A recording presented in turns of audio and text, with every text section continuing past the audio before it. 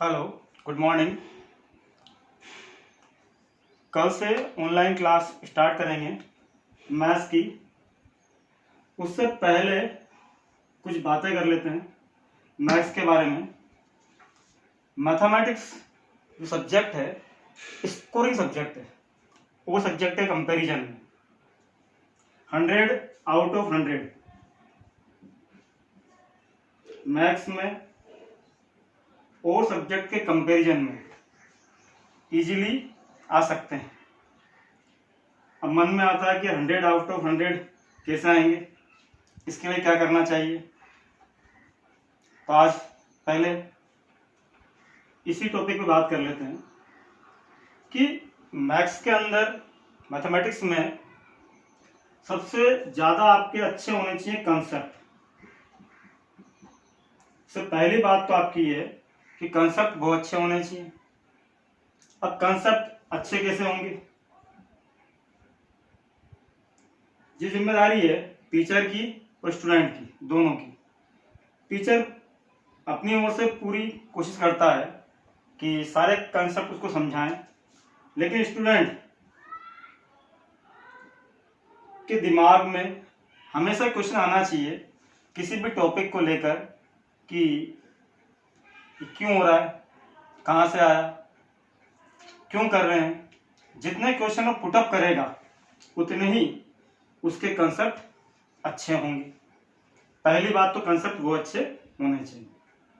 दूसरी बात, उसकी कैलकुलेशन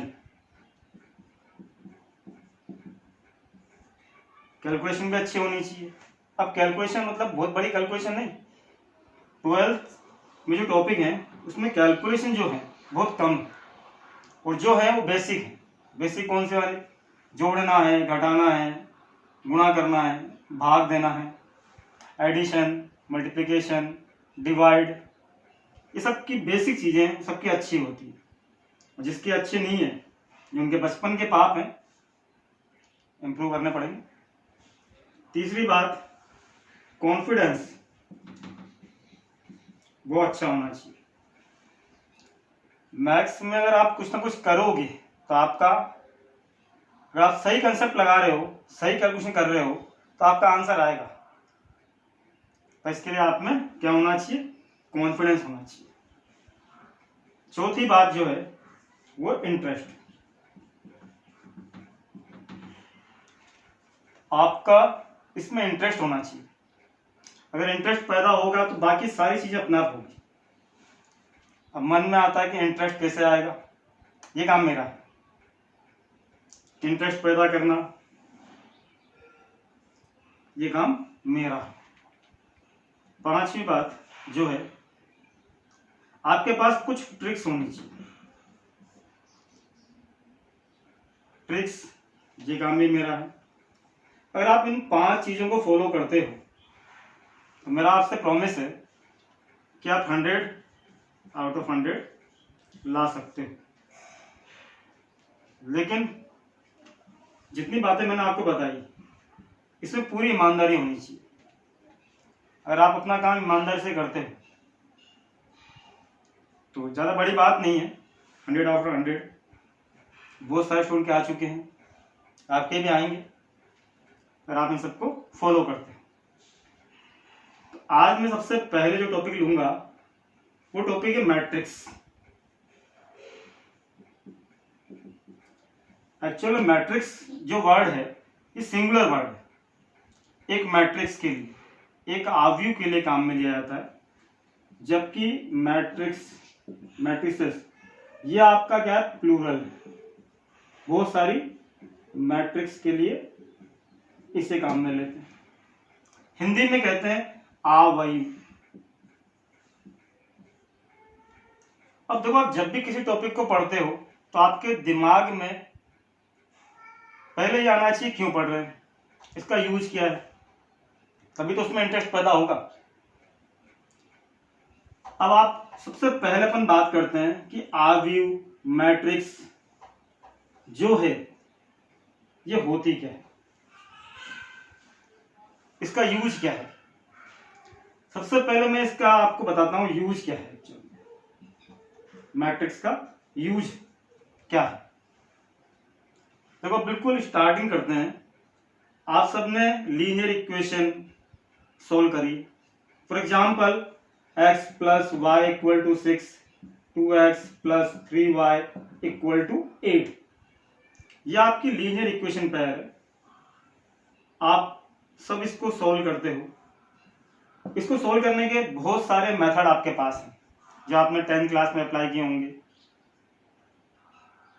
इन दोनों में खास बात देखना, आपके पास नंबर ऑफ इक्वेशन कितनी है? 2 है। नंबर ऑफ इक्वेशन भी 2 है। आपके पास अननोन वेरिएबल जो है वो भी 2 है। अगर आपके पास अननोन वेरिएबल 2 हैं तो नंबर ऑफ इक्वेशन भी कितनी है? 2 है। इन दोनों से आप x और y के मान निकाल सकते हो। अगर आपके पास 3 वेरिएबल हो, x भी हो, y भी हो, z भी, इस केस में आपको नंबर ऑफ इक्वेशन भी कितनी चाहिए? 3 चाहिए। जैसे जैसे वेरिएबल बढ़ते जाएंगे वैसे वैसे नंबर ऑफ इक्वेशन भी क्या होगी? इंक्रीज होती जाए। 3 variable 3 equation, 4 variable 4 equation. Suppose करो आपके पास 10 अननोन वेरिएबल हैं तो नंबर ऑफ इक्वेशन भी कितनी चाहिए आपको? 10 चाहिए। सपोज करो कोई आपको 100 अननोन वेरिएबल दे दे और 100 इक्वेशन दे दे, आपसे कहे सोल्व करो, आप कहोगे पागल हो गया, दिमाग सही नहीं। क्या उनको सोल्व करना पॉसिबल है या बड़ा आसान काम है? क्या नहीं है। तो इन सब के लिए क्या करा कि इन सब का सॉल्यूशन जल्दी हो, इजीली हो, इसके लिए किसका यूज करते हैं? मैट्रिक्स का, आव्यूह का। तो जो मैट्रिक्स है, आव्यूह है, इसका यूज करके हम बड़ी से बड़ी इक्वेशन, साइमल्टेनियस लीनियर इक्वेशन जो होती है आपकी, उनको हम सोल्व कर सकते हैं। तो जब इसका सबसे पहले यूज जो आया वो इसी काम में आया। किसमें आया? लीनियर साइमल्टेनियस इक्वेशन को सोल्व करने में। फिर क्या हुआ कि जब ये इजाद हो गई, आहिस्ते आहिस्ते इसका यूज और जगह भी होने लगा। जैसे आपके बिजनेस में, अकाउंटिंग में, कंप्यूटर्स में, तो बहुत सारी जगह इसका आजकल यूज होने लग गया। बड़ा अच्छा टॉपिक है, स्कोरिंग भी है, पढ़ने में मजा भी आता है, इजी भी लगता है, बस आप मजे लेके पढ़ो। तो आपको समझ में आया कि इसका यूज क्या है। अब मैं बात करता हूं कि एक्चुअल में आव्यूह या मैट्रिक्स होती क्या है। सबको एक बात तो समझ में आ गई कि आव्यूह जो है, देखो आव्यूह होता क्या है एक्चुअल में? आव्यूह होता है आपका एक अरेंजमेंट होता है। क्या होता है? अरेंजमेंट। ठीक है, आपको अरेंज करना होता है। अब आपके मन में आएगा अरेंज किसे करना है? तो मैथ्स पढ़ रहे हैं, सबसे बड़ी बात है मैथ्स के अंदर हम किनसे खेलते हैं? नंबर्स से। नंबर्स, फंक्शन, तो जो भी आपको गिवन है, नंबर्स, फंक्शन, आपको इनको क्या करना है? अरेंज करना है, व्यवस्थित करना है। क्या करना है?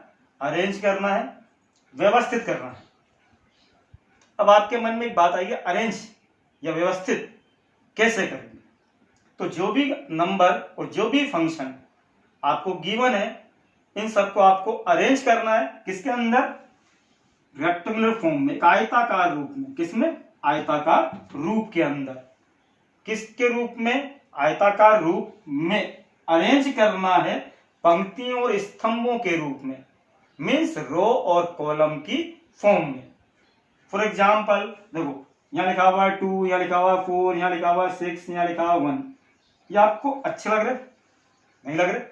मैं नंबर्स को अरेंज करता हूं किस फॉर्म में? रो और कॉलम की फॉर्म में। तो ये क्या होगा? मैं 2 यहां लिखा, 6 यहां लिखा, 1 यहां लिखा, 4 यहां लिखा। आप कंपेयर करो कि ये जो पहले व्यवस्था थी, अरेंजमेंट था, ये जो व्यवस्था है, अरेंजमेंट है, कौन सा इनमें से अच्छा लगा? ये मैंने इन नंबर्स को अरेंज कर दिया, इस ब्रैकेट के अंदर। तो मैट्रिक्स को शो करने के आपके पास दो ऑप्शन हैं, या तो आप इस वाले ब्रैकेट में शो करोगे या फिर आप इस वाले ब्रैकेट में शो करोगे। कुछ बुक्स के अंदर इस प्रकार शो करते हैं और कुछ बुक्स के अंदर इस प्रकार शो करते हैं। तो आपको एक बात समझ में आ गई कि मैट्रिक्स क्या है, एक अरेंजमेंट है, एक व्यवस्था है, जिसके अंदर हम क्या करते हैं, नंबर्स को और फंक्शंस को अरेंज करते हैं। किसकी फॉर्म में, रो और कॉलम की फॉर्म में। हिंदी में रो को कहते हैं पंक्तियां और कॉलम को स्तंभ। तो जो भी नंबर आपको गिवन है आप उसको क्या करोगे, अरेंज करो। ठीक है, तो अब आपको ये बात समझ में आ गई इस आरवी का यूज क्या है और ये होती क्या है। अब देखो अगली कहानी क्या है कि इस आरवी जो आप पढ़ रहे हो इसकी जनरल फॉर्म क्या है, इसकी जनरल फॉर्म क्या है। तो इतनी बात अगर आपके समझ में आ गई है तो अब आपको कॉपी भी करना पड़ेगा। ठीक है, तो मेरा पढ़ लें सबको। तो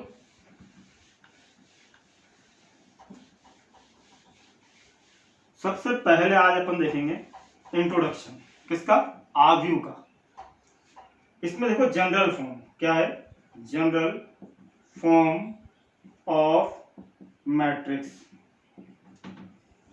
हिंदी में कहें तो व्यापक रूप किसका, आव्यू का, आव्यू, व्यापक रूप किसका, आव्यू का। अब बड़ी सिंपल सी बात है कि इस दुनिया में अगर कोई है तो उसका नाम होना जरूरी है। तो कैपिटल के अंदर हम शो करते हैं इसके नेम को। सपोज करो मैंने इसको नेम दिया ए और मैंने आपसे कहा था आपको अरेंज करना है ब्रैकेट्स में। किसको, जो भी नंबर आपके पास हैं, जो भी फंक्शन आपके पास हैं, इनको आपको अरेंज करना है इस ब्रैकेट के अंदर। सबसे पहले बात करते हैं, देखो यहां पर आया आपके पास A11, A12, A13 dash dash करते करते आप पहुंच गए A1N तक, फिर A21, A22, A23, फिर आप पहुंच गए A2N तक। इस तरह करते करते आपके पास dash dash AM1, AM2, AM3 dash dash AMN, ये हो गया। ये बन गई आपकी मैट्रिक्स या आरवी। ये इसकी जनरल फॉर्म। कौन सी फॉर्म है इसकी, है जनरल फॉर्म। यहां पर लिखा होता है M, इसको पढ़ते हैं M/N। क्या पढ़ते हैं, M/N। अब यहां पर आप देखना जो ये स्मॉल में लिखे हुए हैं ये इसके एलिमेंट है, अवयव। क्या है इसके, अवयव, एलिमेंट। और जो कैप्स में है वो शो करता है इसके नाम को। तो इस मैट्रिक्स का, इस आव्यूह का नाम क्या है, ए। और इसके एलिमेंट क्या है, जो आपको दिख रहे हैं सारे क्या है, इसके एलिमेंट है, अवयव। अब इसमें देखो देखने वाली बात क्या है, जो आपका ये है आपका रो 1, पहली पंक्ति, प्रथम पंक्ति। जो आपकी हॉरिजॉन्टल लाइन है, क्षैतिज लाइन है, वो शो करती है पंक्तियों को, रो को। ये आपकी क्या है, R2, द्वितीय पंक्ति, सेकंड रो। तो जितनी भी क्षैतिज हॉरिजॉन्टल ये किसे शो करेगी, रो को। और जितनी भी वर्टिकल लाइन, वर्टिकल, ऊर्ध्वाधर, ये सब शो करेंगे किसको, कॉलम को। तो ये आपका पहला कॉलम, दूसरा कॉलम, तीसरा कॉलम। ये पहला स्तंभ, हिंदी में क्या कहेंगे, स्तंभ। ये आपका दूसरा स्तंभ और ये आपका तीसरा स्तंभ। तो जितनी भी आपकी वर्टिकल हैं वो सब क्या है, कॉलम। जितने भी आपके हॉरिजॉन्टल हैं वो सब क्या है, आपके रो। तो रो और कॉलम की बात समझ में आ गई होगी। तो यहां पर देखो दिमाग में क्या क्या बात आ सकती है, और कि number of row, number of row, इसको रिप्रेजेंट करते हैं, शो करते हैं स्मॉल m से। हिंदी में कहेंगे पंक्तियों की संख्या, नंबर ऑफ कॉलम, इसको रिप्रेजेंट करते हैं स्मॉल n से, स्तंभों की संख्या। उसके बाद ऑर्डर ऑफ मैट्रिक्स, आव्यूह का क्रम या कोटि m into n। देखो कुछ बुक्स में क्रम कहा जाता है, कुछ में कोटि कहा जाता है, कंफ्यूज नहीं होना, दोनों का मीन्स एक ही है कि आव्यूह का क्रम या कोटि क्या होती है, m by n, m by n, या आव्यूह का क्रम या कोटि। अगर आपको अवयवों की संख्या, नंबर ऑफ एलिमेंट, ये क्या होता है आपका numerical value of m into n, numerical value of m into n, m into n का संख्यात्मक मान, m into n का क्या संख्यात्मक मान, number of element m into n का संख्यात्मक मान। अब देखो यहां पर आपको मेरी बात समझ में आई होगी कि पंक्तियों की संख्या, नंबर ऑफ रो जो है इसको आप शो करोगे किससे, स्मॉल m से। जो नंबर ऑफ कॉलम है आप इनको शो करोगे किससे, n से। इस जो आपकी मैट्रिक्स है आव्यूह है, इसका ऑर्डर ऑलवेज कहां लिखा होता है, यहां पर m into n। तो यहां पर ये क्या है, order of matrix m into n, और आव्यूह का क्रम या कोटि जो है वो क्या है m into n, और अवयवों की संख्या क्या है, numerical value of m into n, अर्थात m into n का क्या संख्यात्मक मान जो होगा वो उसमें उसके अवयवों की संख्या को रिप्रेजेंट करेगा। तो ये तो हुई आपकी इस आव्यूह का इंट्रोडक्शन। एक थोड़ी सी बात, बहुत बड़ा घड़ा कुछ दिखने में, लिखने में सब आलसी हैं आजकल, इतना सारा कौन लिखेगा। तो जमाना किसका, शॉर्टकट का। इसको शॉर्टकट में डिनोट करते हैं a equal to bracket aij m into n। यहां पर a नेम को शो कर रहा है, aij इसके एलिमेंट को शो कर रहा है, और m नंबर ऑफ रो, और n नंबर ऑफ कॉलम, और m into n आपके ऑर्डर को। तो इसको इतना बड़ा शो करने से अच्छा इतना सा शो कर दो। यहां पर aij क्या होगा आपका, element of ith row and jth column. Hindi में कहेंगे तो आईवी पंक्ति और जैवें स्तंभ का अवयव। ये तो हो गया आपके आव्यूह का इंट्रोडक्शन। अब इसके आगे के लिए मिलते हैं नेक्स्ट क्लास में।